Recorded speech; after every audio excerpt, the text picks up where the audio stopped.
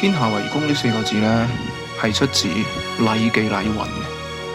由佢誕生至到今日嘅2000幾年時間入面，真正身體力行去實踐到呢4個字嘅，恐怕都係得孫中山一個人。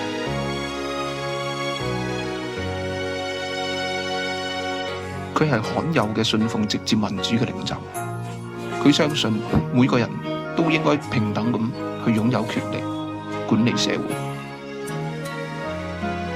從得嗰100零人就開始武裝反清，去到最後為咗個近乎於與虎謀皮嘅國事會議，扶病北上，命喪京師。面對無數次嘅失敗，無數次嘅背叛，佢永遠就好似孤勇者咁撲埋去。佢係咪太過天真呢？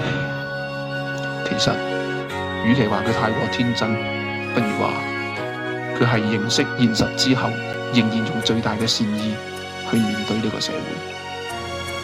因為喺佢字典入面，除咗天下為公，仲有2個字：博愛。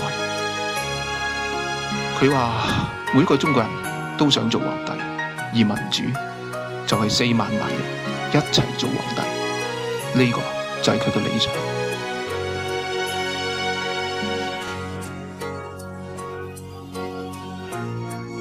如果我可以見翻孫先生嘅話呢，我會問佢個問題：孫先生，你覺唔覺呢？其實由頭到尾都係得你一個人，咁多人去仰望佢，但係有幾多個真正願意行埋去理解佢，踐行天下為公呢個信念呢？一個社會係冇辦法淨係靠一個人去改變。